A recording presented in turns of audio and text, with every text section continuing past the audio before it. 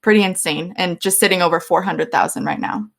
That is incredible. So was it, and like I said, I will get to cosmic critters. I just want to know about you first. But, was it just, the algorithm smiled on you, or did you just think you found your community really quick and really fast and, they were right there on TikTok? Yeah, I think so. It's funny because the first video I ever posted went viral. It had 4 million views. And it's funny because the video actually was me flipping a chair, like a Goodwill chair. I renovated it and sold it on Facebook Marketplace. So totally not my usual content. But, this video went viral and I was like, wow, that was kind of cool, and previously never took a single video of myself, hated taking pictures of myself. It's funny because I wouldn't even talk on the phone in front of people. It was like just this weird thing. Like I just couldn't talk on the phone. I always had to like walk out of the room. So it's very out of character for me to want to do this type of stuff. But, I tried replicating that Facebook Marketplace chair and it just was not my style of content. So I was like, you know what, let me think about what I'm really passionate about and what I feel like I could just talk. Because the content that does well is you almost feel like you're on a FaceTime call with a friend.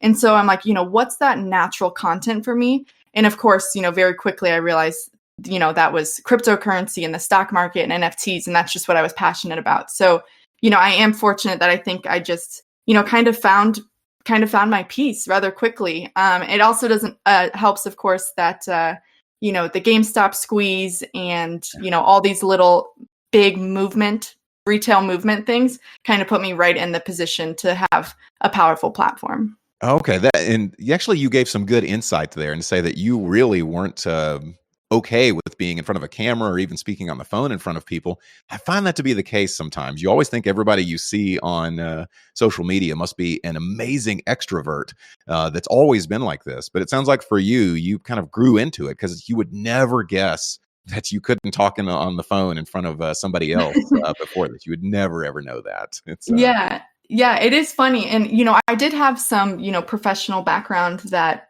certainly taught me to, speak professionally. I was a manager at a 4-star 5-diamond Marriott resort. So we had a lot of like actual coaching on how to communicate and how to present yourself and those things. So there was certainly some background that was a little bit more relevant, but I'm 100% an introvert. So, a little funny. I mean, even now, I look at some of my original videos and it feels a little uncomfortable for me to watch, but it's a skill that I've evolved over the years. So. I'm an extrovert.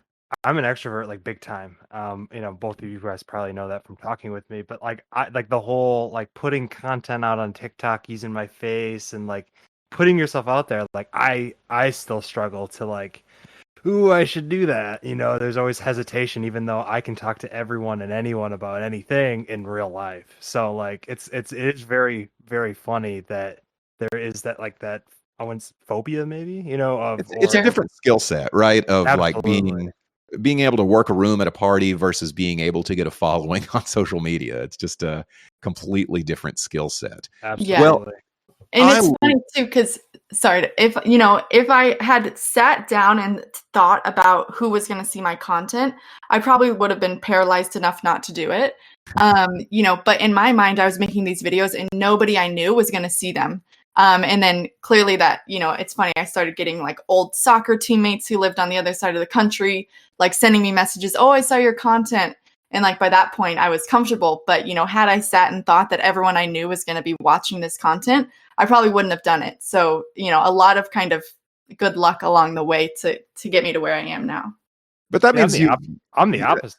Like I'm the complete opposite. Like it's the strangers that I care about their judgments more than the people in my life. Like if everyone knows I'm a silly dude, that I'm a weird guy, and they'd be like, yeah, that's very on brand of the randos that I care more about, I guess. Sure, that's personal. It's not my I'm Team Taylor on this one. I am okay with strangers absorbing my content, my podcasts, whatever. It's whenever people I know start knowing about it, that's whenever I start getting concerned. But that's just in real life stuff. But I love a great NFT project, and yours is a little bit different. It aims to be the first carbon negative NFT. Can you give a real quick overview of what Cosmic Critters is about and what makes it unique? Yeah. So, like you said, we are aiming to be the first carbon negative project. Again, coming from my content, I've had a lot of exposure from people who were outside of the industry and, just had an outside perspective. And very, very often we all hear the argument, whether it's legitimate or not, one of the first arguments here is, oh, NFTs are bad for the environment. And so that specifically, that one line, that one argument is what I really wanted to approach and kind of disprove, if you will. So we have some really great partnerships set up. So I can, I'll get into that a little bit later, but, we're going to be able to plant trees and remove carbon and carbon offsets and, all these kind of like higher level environmental approach. We're going to actually be building that into the corporate structure, if you will. So, however far Cosmic Critters takes, however far we can take it, the heart of that is always going to live in, being better for the environment. So we're super, super excited for that. So help me out a little bit with how a non-cosmic critter NFT would be bad for the environment. Is it just the thought of it's digital and therefore it's always going to take energy to show and produce, and the blockchain takes energy? Is that kind of the argument that NFTs are bad for the environment? Yeah. And so I'm not really of the belief that they are bad for the environment, but the argument that is being brought up, of course, is that these proof of work blockchains take these massive amounts of energy. Now, obviously, the irony of that is if you compare the industries that they're disrupting, the emissions that are being set off by the cryptocurrency market as a whole is a tiny, tiny fraction of, the banking system, like the traditional banking system. And obviously the argument there is, well, the adoption is only a fraction of. And so, that's why I think it's kind of the perfect opportunity to help cryptocurrency and NFT projects build that into their corporate structure. Because again, if cryptocurrency is the future, right? If we're going to replace voting and movies and music and all these crazy different massive industries, we have to do it better than those industries before us did. So again, the argument lies against these other projects that they're on these proof of work, that it's massive, massive amounts of computer power. Proof of work with miners has some wasted energy. So, it's pulling at kind of all of those heartstrings again, which I think leads us in the perfect position to start it from the ground up in a very green way. That's great. And yeah, especially with currency, not as much with NFTs, but I always hear about how the proof of work blockchain, how it's just creating all this heat and, it's affecting our global environment and things like that. And of course, that moves on into NFTs, where if it affects one, it affects the others. So you kind of heard this. You heard all that, the talk of NFTs are bad for the environment. And you thought, well, I could create a good project around that. But it takes kind of a creative person to create an NFT project.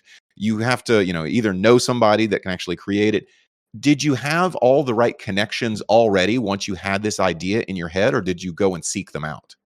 I went and seeked them out. So it's actually a little bizarre for me to imagine, but in August, I posted a video on TikTok. I was like, hey, I'm hiring. If you have this, and this skill set, like email this account. And so I had dozens and dozens of people from, full stack developers, smart contracts, community manager, the whole lineup emailed me. I did probably 36 interviews over the course of like a week and a half, and was able to find my team that way. So, I was very fortunate to be able to, and that was such an interesting thing too, because most of them had watched my content. So they felt as if they already knew me in that interview. And so it was kind of like a one-way interview, if you will. So that was super interesting. But yeah, that's how I was able to find my team, was just putting myself out there. And obviously had to be quite guarded again, because they had the feeling that they knew me and I was still learning them. But it worked out really, really well. I've never even thought about that, about how having a major social media following is that, you could actually hire people and people will want to work with you because, like you said, they've kind of interviewed you already. Right. And they felt like, oh, okay, I like her personality. I could definitely work with her. And then for you to have to kind of match up and get to know them in a quick and short period of time, that makes it a little different. I can say I completely agree with this because I've consumed your content already via TikTok, and now I'm talking with you, and I have that little bit of I feel like connection to you because I've already heard you speak. I knew what you would sound like. I knew, yeah, I knew everything already before I spoke with you, so I can completely see that. But it's also very interesting to me that you were able to hire the talent you need for a major project, without knowing them first. It really just shows kind of how small of a world we can be on here. Now on That's so Twitter, Web3. yeah, That's that so is. Web3. Like the whole community aspect of like, and we're starting to see these huge brands and celebrities do this. It's like that there's no middlemen in Web3. If that's the way you want to run it, but like, yeah, just throwing out a job ad like connects you straight to somebody. You don't need to use a service. You have a huge reach. That's how communities are bred. Like I'm learning. Sorry, just listening. I'm taking notes myself. Well, of just how to build, and I think that's what. By the time we walk away with this, I think Taylor will teach us a lot on how to build.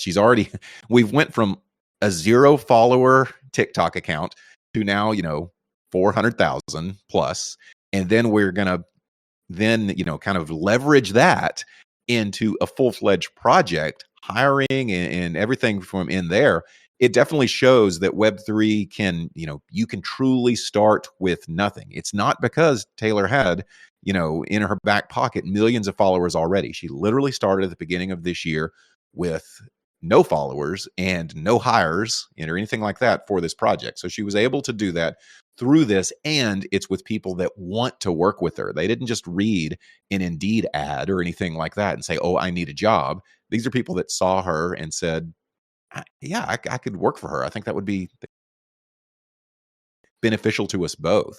So on Twitter, you revealed a look at what I assume are the pods that the critters come in.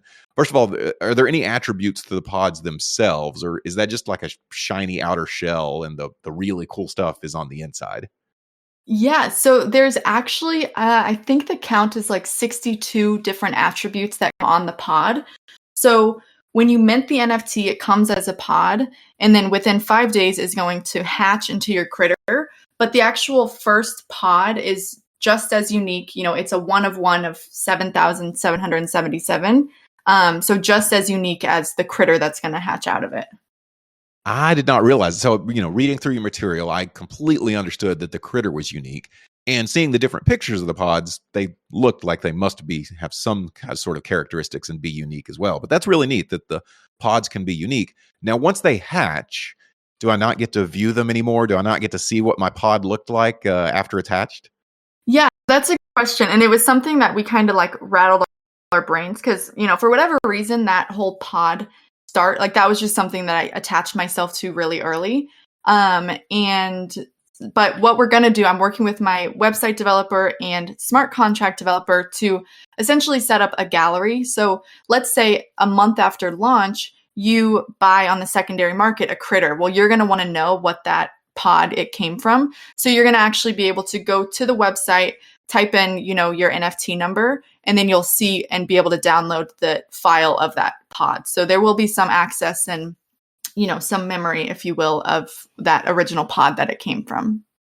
It's like finding original baby pictures of your of your adoptee. If you were to buy this critter that's already been hatched, that's really cool. So now, is there going to be, and you don't have to spill the secret sauce here, but is there going to be correlation to what the pod looks like to what is inside? If there's a certain color scheme on the pod, is that similar color scheme going to be inside the pod for the critter? Yeah, so the coloring not so much, but once you're looking through all the pods, it's going to be quite obvious which lends itself to be more rare to more common, and that general rarity scale is going to match up to the critter that hatches out of it. So we would hate for someone to mint a pod which is just like the most absolute rare. And then it hatches a rather common critter. We didn't want something like that to happen. And so there is a correlation on the general scale of rarity to match that of the critter. I'm glad to hear that, because I did think of that as I was going to get so excited to get this pod, and it was really super rare, and out comes out of it, something very common, and I'd feel kind of a letdown. So yeah, I think that was very smart of you to be able to do.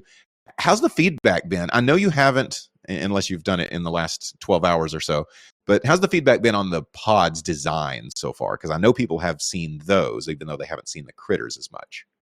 Yeah, so the feedback has been really good. It's funny because in my mind, and again, I started this project 12 weeks ago, so it's taken us, a couple months to get to this point.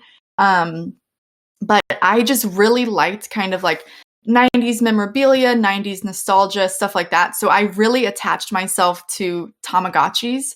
And that's where the inspiration came from these pods, is to be very like, it should remind someone of a Tamagotchi. And so that also kind of plays into it taking time to hatch. Again, similar if you were a kid in the 90s, you and your friends, maybe this is more of like a feminine thing, but you have these Tamagotchis and you're waiting with your friends. Oh, did yours hatch yet? Oh, it did. Let me see what yours did. Oh, mine hasn't hatched yet. So the way it's going to work actually is after mint, there's a 48-hour window where nothing is going to happen. And then from there, there's a 72-hour window where the whole collection is going to start hatching. So, not based on rarity, not based on anything other than, just randomly done on chain. And so we'll start hatching. And so again, the reason we wanted that to do that is to build in more intention for the community to bond and to talk to each other and to get involved and, to show off your artwork and to get excited. So, the window of time of how long these were going to hatch has scaled dramatically. When I started this 12 weeks ago, I was like, oh, I'm going to wait like 2 months for some of these to hatch. And then I was like, no, that's kind of ridiculous. So, we've kind of like been mix and matching, but, we've decided on this 5-day window, if you will. And again, the real intention was to get people excited, to show off the artwork. And it also kind of matches a little bit to the fictional story that's behind these critters as well. So yeah, that's kind of, the story on the pods, but super excited to have that piece in there, because understandably a lot of projects just have a reveal picture, and there's 24-hour window, and then the whole collection's revealed at once. Which is obviously super cool and still gets a lot of excitement and can still put like a whole marketing campaign around the reveal. But we wanted to really take it to the next level and create more community and engagement amongst the community. Well, that's what I was thinking as you were talking about the 5 days, and it's right after minting. Everybody's that buys a pod is gonna, in 5 days hatch. There should be just such a social media blitz from you guys and from your community at that point, because it's going to be exciting to me. I bought something similar on a different project the other day that wasn't carbon neutral, but it was immediate hatching, right? It was you buy it and immediate hatch. And I got to say, I found that even exhilarating, but having that anticipation of 5 days, I've got to think I could see myself tweeting about it and saying like, oh my gosh, it's happening, and getting real excited about it. Is that the way your community seems to be kind of going forward, of kind of even anticipating now before they even are in that 5-day window? Do you expect to have some of your biggest push social media wise during that 5 days after minting? Yeah, absolutely. And actually, one thing I probably haven't even really communicated much with the community is there's actually a half step in between. So you're going to look at your NFT as a pod, and then right before hatching, we haven't determined the exact window of time, whether it's 24 hours or 12 hours or 2 hours. It actually starts to hatch. So there's actually a physical change in between. So you're technically getting 3 NFTs, if you will. So it's the pod, and then it's a hatching pod. So that's when the countdown has really started, and you're really going to start seeing change. And then it finally reveals that critter. So we do hope to have a lot of engagement. Best case scenario, if we can get people sharing like, oh, it's starting to hatch, and people getting super excited about that. So of course you will. Yeah, of course you will. Totally. I almost imagine that sounds like a silly example, but sometimes at the local zoo, they'll have, an egg that's about to hatch, and they'll have a live stream, of a camera on it, and people will be, oh, it's starting to hatch. And it's exactly what you're kind of recreating here of, where it's kind of slowly opening and that sort of thing. But, I like that. 3 NFTs, the pod, the hatched pod, and then in between the, oh my gosh, it's actually happening. That'll be a pretty big event. Now, so you've got the Genesis launch phase. How many species of the critters will be available? So there will be 2 species shared in that launch. So we do have a total of 7 species of critters in our entire collection. And we did break the whole collection into 4 launches. The first 3 being a supply of 2,222.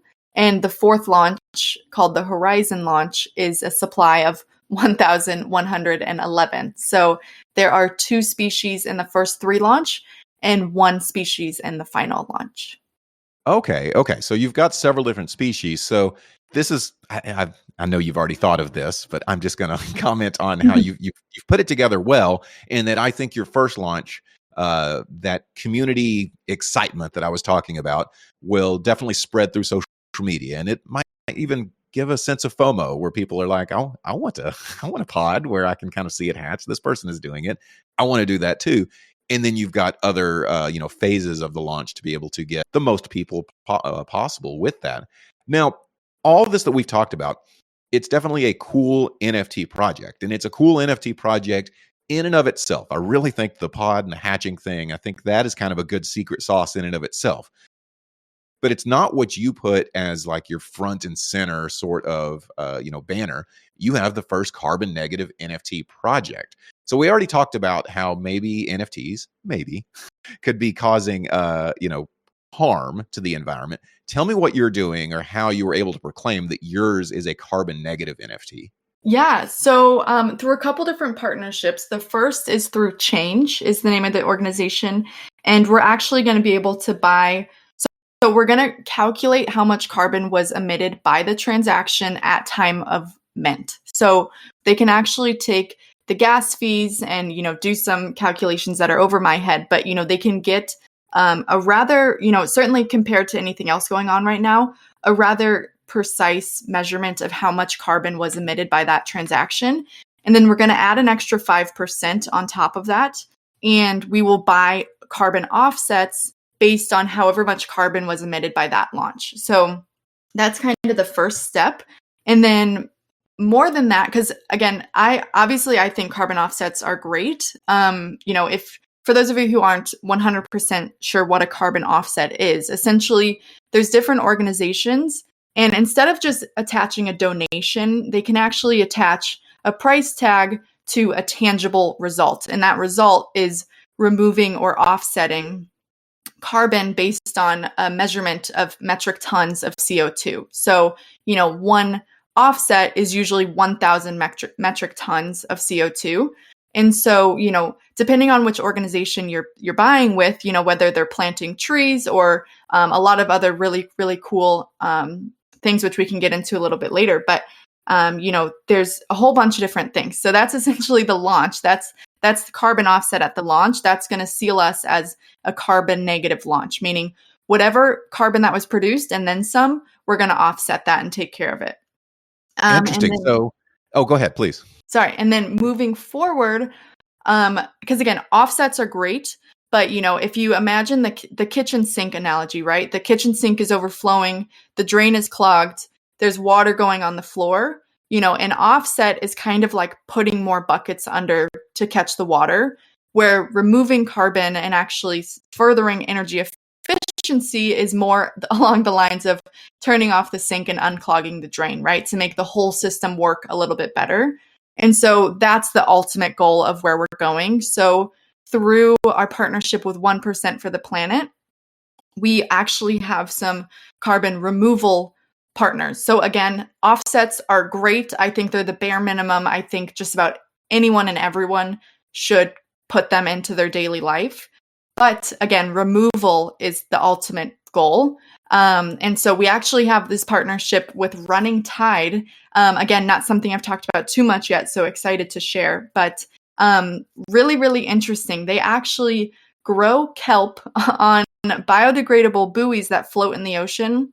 As the kelp grows, removes carbon from the air, eventually gets heavy enough to sink to the bottom of the ocean, rebuilds the ocean floor, and stores the carbon for, however its life that this kelp is living on the ocean floor. So a lot of like really, really cool and innovative projects. Unfortunately, carbon removal is not an industry that is as advanced as it should be, given its importance. So we're very, very excited to be able to move these things along. And again, we hope to set an example, because it's not hard to do these things. These change has made it very, very easy for us. We can donate in cryptocurrency. We can do all of these payments in cryptocurrency. So they've made it very, very easy for us.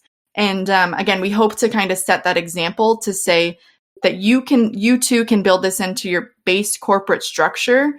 And then any argument that's against cryptocurrency and NFTs is mute. There's nothing left for them to say at that point.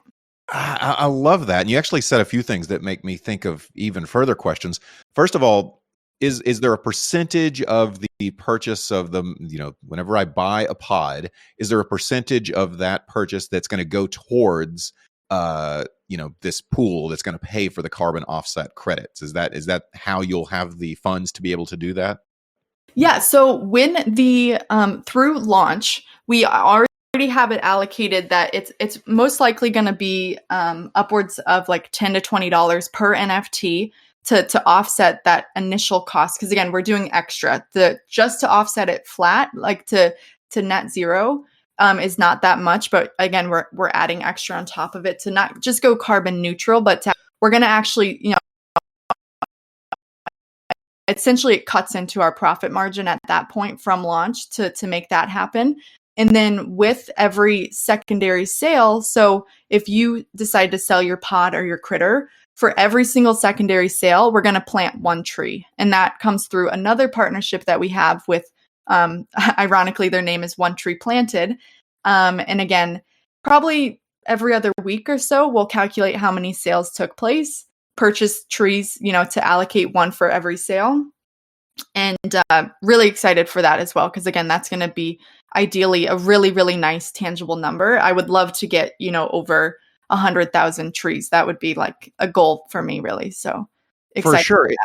And you're doing so much good for the environment. And I'm going to go back to another thing you said, where, and I'm making sure I have this right, they would not grow kelp, but they would grow kelp to help out with carbon neutral. That also is used, as like a supplement that people will use for like Hashimoto's disease. So I mean, it's truly is kind of a helping the environment in ways to even growing like trees. Obviously, have more use than just they can be helping out the environment. They can have a beauty to them. They can produce, fruit, that sort of thing. There's all kinds of great things from what you're able to have a hand in that may have more far-reaching effects than simply, offsetting, the carbon emissions that may come from an NFT. Well, you mentioned a little bit your 1% for the planet and your One Tree Planted and then change. So that's your first partners. Are you just going to stick with these partners, or are you looking to have further partners as you progress? I would love to spread our reach. Again, the benefit with 1% for the planet is they are essentially a liaison to just about any sort of charity or organization that we would like partnership with. So again, they help brands. It's actually was founded by the owner of Patagonia. And what it is essentially is pledging to put 1% of your sales up to charity. And so, but with that, again, we will far exceed 1% of our sales. But it's an amazing network of communities of charities that have already been vetted. They've already secured that, 80 plus, 90 plus % of the donation is actually going to the tangible outcome. And so we'll be able to spread our reach incredibly far. So I'm super excited. But again, also very happy with this current lineup that we have. But, excited to see what can come and, where that most help is needed and stuff like that. And it's great that Change, you said they can take donations in crypto. I've found for some charity tokens, that's always an issue is, well, we want to give to this organization, but they want it in fiat. So yeah, with Change, you're able to give it in crypto. That really helps out probably from an administration standpoint for you. Was that one of the reasons why you wanted to partner with them, or was it just kind of an added benefit? I would say it was an added benefit, but it came to the extent that they make it so easy that, I mean, the only reason in my mind that I wouldn't have partnered with Change was if I wanted to make something more difficult for myself. I mean, it was literally such a no-brainer for us. And I actually hope, again, I think I've said this before, but we really, really hope to set an example for the rest of the NFT and cryptocurrency market that, we're not breaking our back to make this happen. Like if it's important to you, we can make it actually quite easy for this to happen, because again, it doesn't have to be complicated, and it's not. There actually are organizations out there who it's their heart and soul to make this happen, and they don't make it complicated for you. So it really can be done. Ease of use for you has got to be important. It needs to be important because you want everything to go off as easily as possible, because that's where things can go wrong whenever they're unnecessarily difficult. Now, in your phase 1 launch, if I look at your roadmap, we've covered just about everything in your phase 1, but one of them that we haven't covered that I want to ask, somebody's going to be lucky enough to get this, is the limited edition critter NFTs that are going to be airdropped to 7 lucky critters. Can you explain that? What is that? How do I become? How do I become lucky? So, just holding. So at the end of all 4 launches, once all 4 have complete, then we're going to airdrop, and it's a hand-drawn one of each species of critter. So that makes up the 7. And again, just holding on to even just one single critter is going to put you essentially in the running to receive one of these airdrops. So you could potentially get 2 critters, because that's what gets you eligible, is to have a critter. And then if you get one of these hand-drawn ones, then you could call it 2 for the price of 1, even though the hand-drawn one I would think would be worth more in there because it's more rare. Yeah, exactly. And I should also say too that I had mentioned briefly that I launched another NFT project in August. So that project is actually called Cosmic Chickens.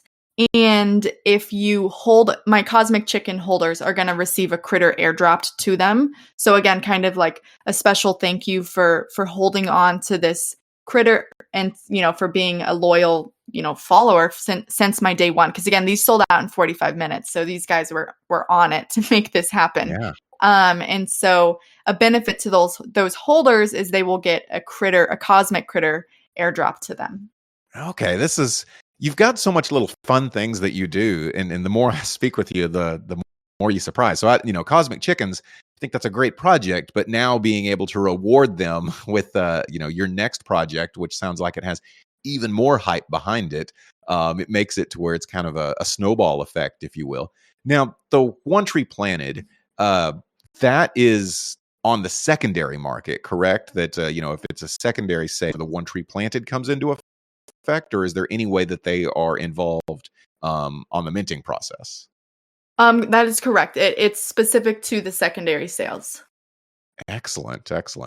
So another question I had is, you can get merch. I can get Cosmic Critter merchandise that's going to, have some nice swag I can wear. But with that comes, is that going to be carbon neutral? Because somebody that's very serious about the environment may say, "Oh, I love Cosmic Critters and what they stand for, but I can't get their merchandise because it's it puts a negative carbon footprint, or a positive carbon footprint on the world." So is there something kind of sourcing that you had to do for your merchandise to try to kind of look out for that? Yeah, that was, and I will say still is kind of a mystery of planning. Because I would love to do more print on demand stuff, right? So, as much as I would love to fill my living room with critter merchandise, and we will if it comes to that, not the ultimate goal.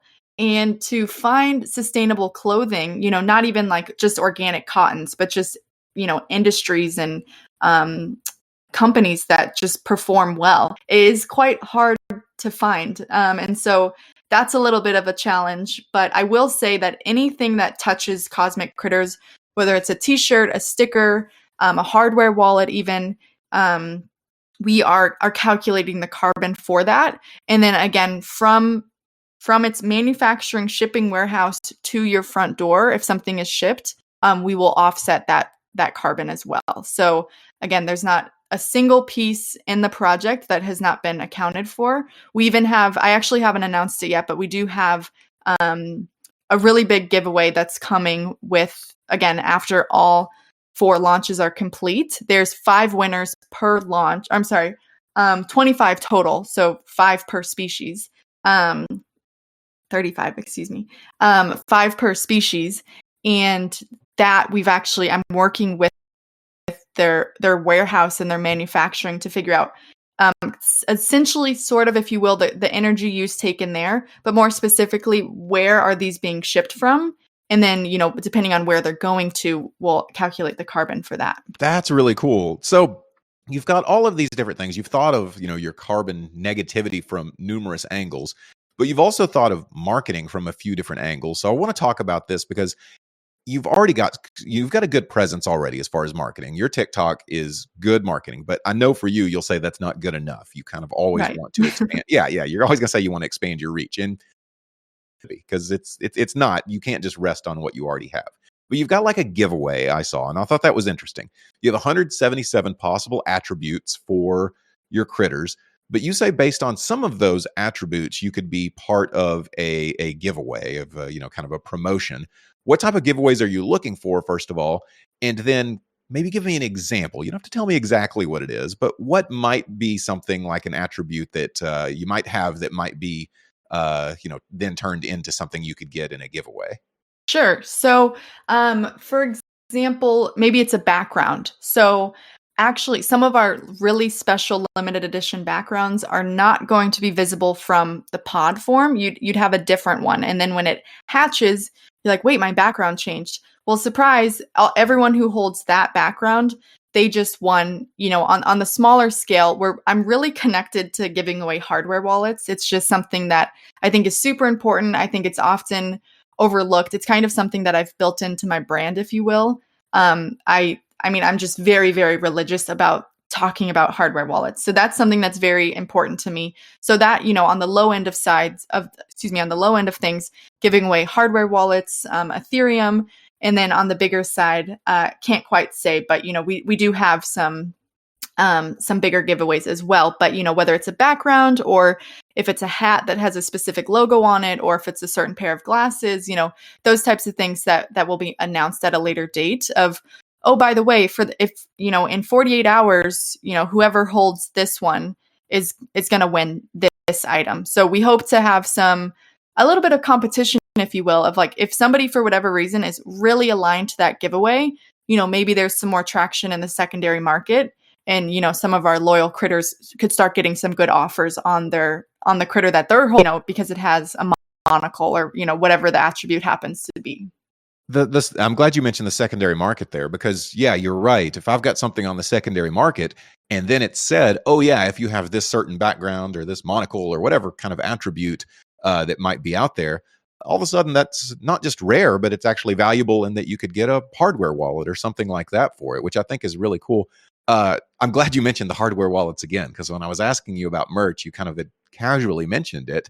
And I wanted to kind of pull the emergency brake then real quick, because I thought, oh, that's cool that you're wanting to give away hardware wallets. It's something you feel passionate about, I suppose. And I guess I do too. Anybody who's really serious into crypto needs to look after their stuff. Are these going to be branded, or is it just from a partnership that you might have with one of the hardware wallet companies?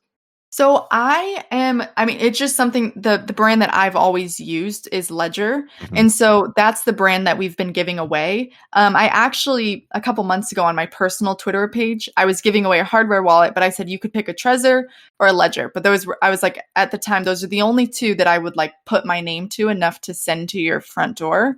So again, I'm kind of partial to Ledger, but again, just because that's really the only one that I've ever used personally. Yeah, I've actually got a couple that I've gotten from I've won a few. I've been lucky enough to win a few, and they've been from companies that weren't that, and I never did open them. I don't know why. I just it just like I had heard of the company, and you always get a little worried about using a hardware wallet with something. There comes some level of trust too, and you always have to be careful with that. So it's good that you're promoting things that you trust as well. Now, in phase 3 of your roadmap, you've got some pretty interesting things, almost making this sound like a DAO, and you can tell me if that's how you'll work it out. But you said the Critter Town Hall. You want to take an active role in the community and vote in future Cosmic Critter initiatives.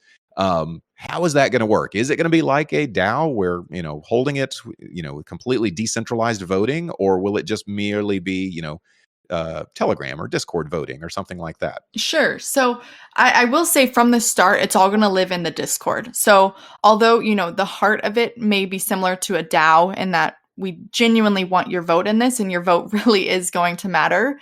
Because at the end of the day, right, like the whole point, the reason at least that I have created this project and everything that I love about Web3 is, hey, what do you think of this? Oh, that's a great idea. Let's see where this can go. So we genuinely want to hear from the community, and that's kind of where that is coming from. So, I kind of almost imagine it like a choose your own. You remember those books from forever ago? It's essentially like, we can go this way or we can go this way. Where do you guys want to go? It's like, okay, we go this way, so we can go this or this. And what do you guys want to take it? So, because again, at the end of the day, we will not be successful without a community that is really passionate about what we're doing. And I think I've been so blessed and fortunate to even have this opportunity. And I just think, how cool would it be to allow people, because again, I might have these ideas and be able to make them come to life, but I've heard some incredible ideas from our community, both on my TikTok or people that DM me or just inside our Discord already. And so to be able to, I guess, really give people a platform, a chance to like have something tangible come out of their idea is something that excites me. Yeah, you're definitely good at showing excitement, both, you can see that, oh, Taylor's excited, but you're definitely good at kind of creating this buzz. And I say that by looking at your roadmap.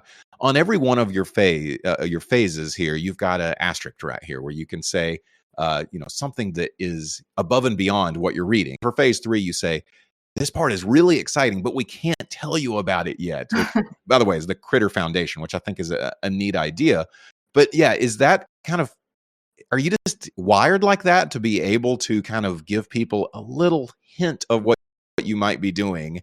Because like I said, I don't see this in every project where there's so many small little carrots that put in front of you to really just kind of get excited about this. Is that part of who you are? Is that part you can do this to market really well? It actually comes naturally from just a lot of different aspects. And one of them is, I 100% am very aware of the pressure of creating this brand on top of my platform. This brand that I've built with TikTok and my other platforms and stuff, I would not do anything to risk that platform. It is literally priceless to me. So, just the fact that I'm building this brand so open face and so vulnerable is very, very important to me. So some of those teasers came, just being honest, from being like, I don't want to say too much and not be able to deliver. And so, because there's so many moving parts, right? And when we started this project 12 weeks ago to where it is now, the market has been vastly different. And like I was saying before, at the end of the day, we want to do a project that the community is really excited about. And 12 weeks ago, communities were much more excited for aspects that are no longer even relevant in projects, like royalty payouts and stuff like that. Like those aren't even seen in projects anymore, really, because of the concern of it being granted as a security or different things like that. So, some of it, of course, came from wanting to tease things along because we really, really do have things that are already in the making that just can't share yet. So again, some of that came naturally. Some of that came from just wanting to protect the community and protect the brand and whatnot.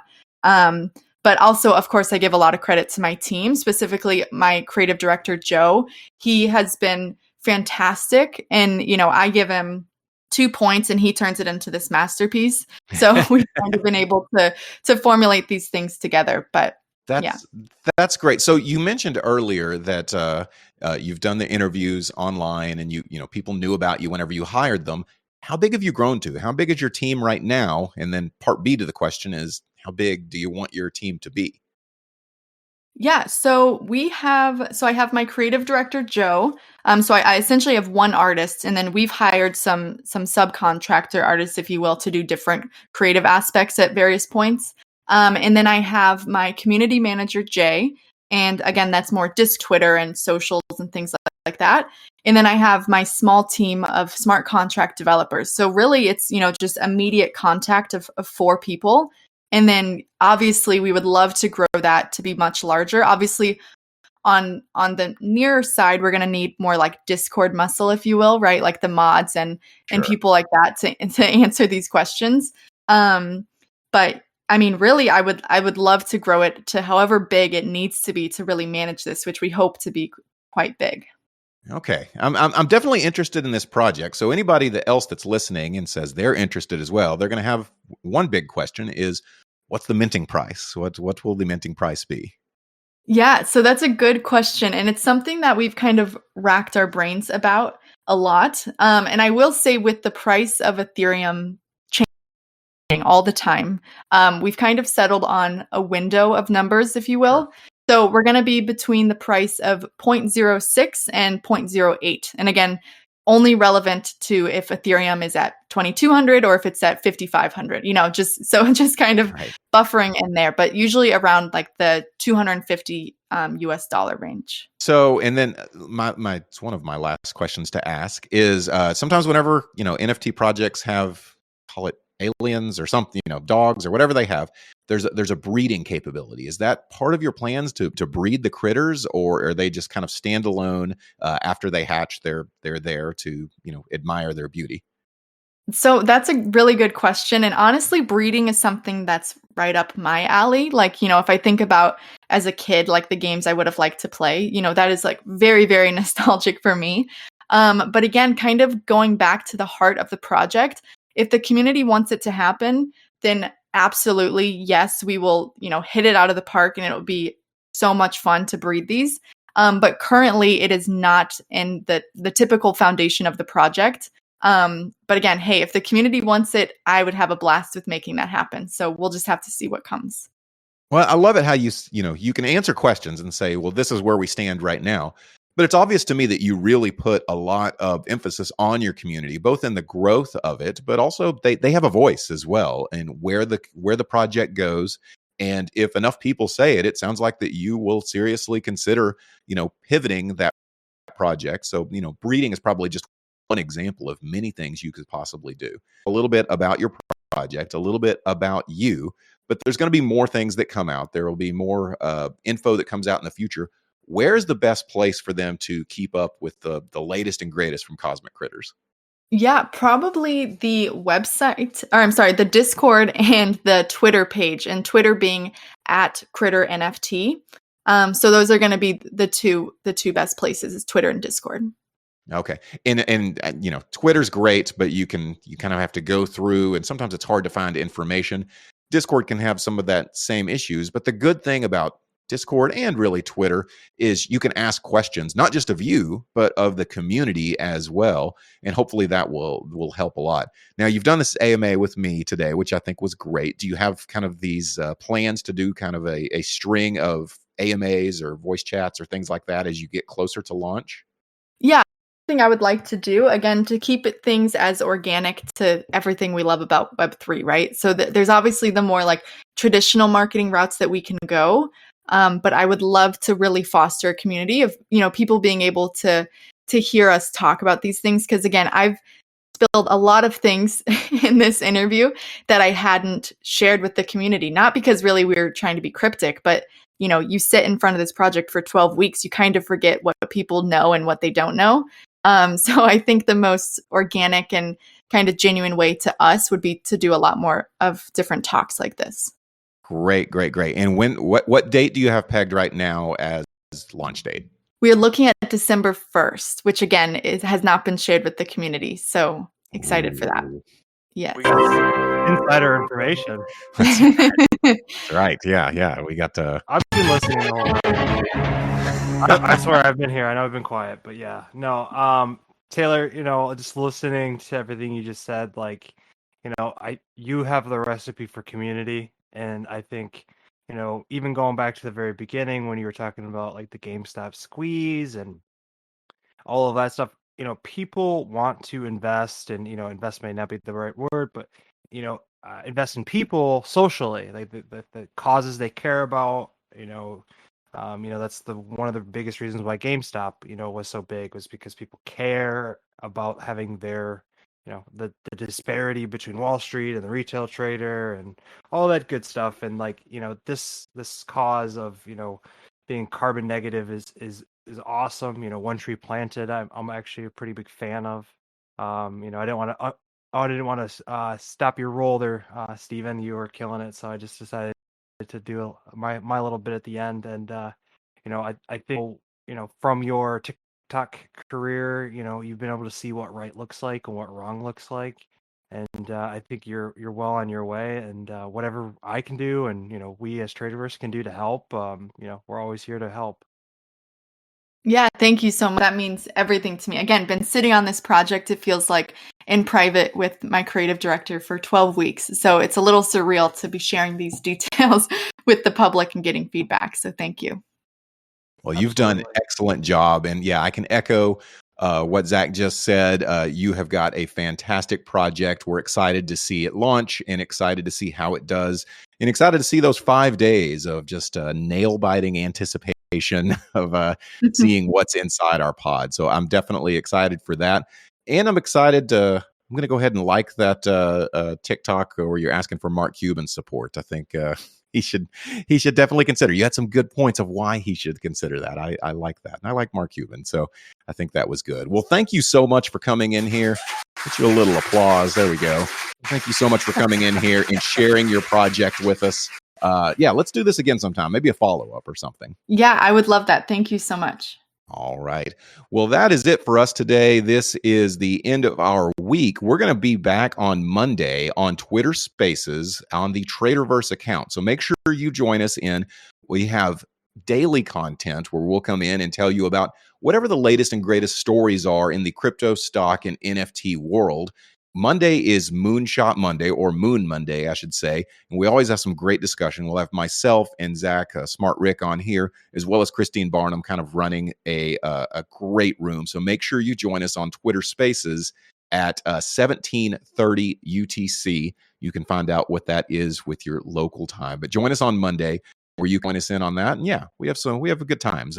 I play probably more sound effects on non-AMA days, but we'll always do a good AMA on Friday, just like this one. And yeah, hopefully we'll get our recording issues taken care of. But yeah, we will. All right. But until next time, I appreciate all of you. Everybody have a great weekend. I love all of you. See you.